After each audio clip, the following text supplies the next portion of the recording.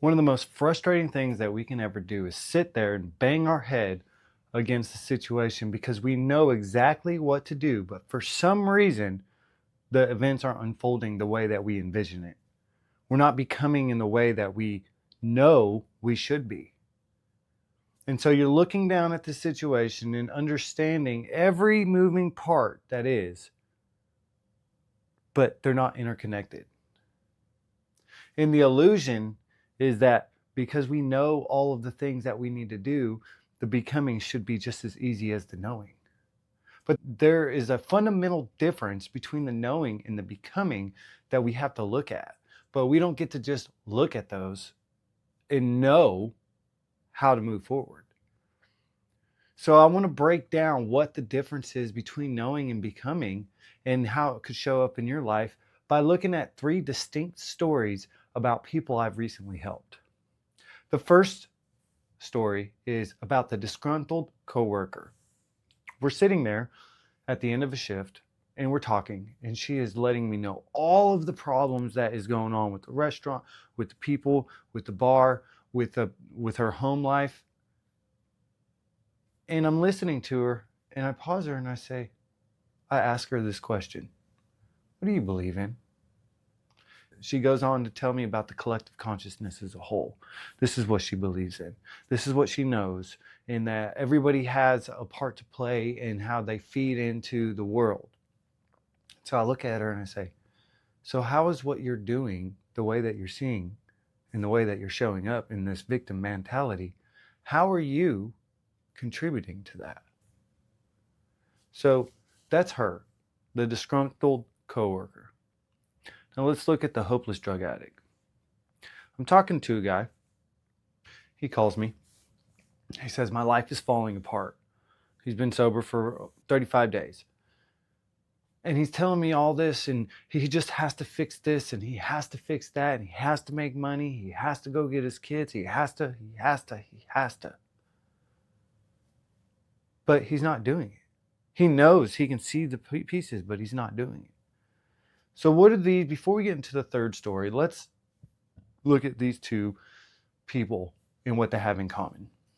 So the first thing that they have in common is that the situation, they can see all of the problems and they know how to solve it, but they're just complaining about it. They're just stuck by it. They're trapped in it. They know what to do. The girl, the disgruntled coworker, she has a belief in how she needs to contribute to the world, but not doing it. He has an idea of what the solution is about his drug addiction and about his external circumstances, but he's not doing it. They're both trapped by the information they have and is paralyzing them from their actions. Let me say this one more time. They are trapped by insight addiction that is paralyzing them or preventing them from taking action on their situation. Now, let's look at a person who is not like this. I'm mentoring a gentleman, and we're talking about his situation, and he doesn't know if he should go home, if he needs to take his parents' money, if he needs to do this. He doesn't know. And he's talking to me. He's like, hey man, what do you think that I should do about this situation? Because I don't know. Do you see the difference? Is the person who is trying to become better doesn't know what to do. But the people who are stuck in that victimhood know exactly what to do. So it's not that this third person doesn't know what to do to become. He's just humble enough to know that the solutions that he's tried before, or the information that he has, he's not able to apply it to his situation. Now, I say all this to say that the more information that we have, the more chance it is that we're going to paralyze ourselves. And so what ends up happening as a result of this is we want to get more information. We want to watch more videos, talk to more people, take more action to develop or grasp more knowledge. It's like grasping at straws. It's like holding water. We think that the more water pours in our hand, that water is going to build up to a certain capacity that helps us. But the fact is that the information is like water that's just going to flow through our fingertips. So instead, we need to freeze the water so it becomes a solid object. We need to freeze the information, the flow of information, so that we can figure out how to take action around it.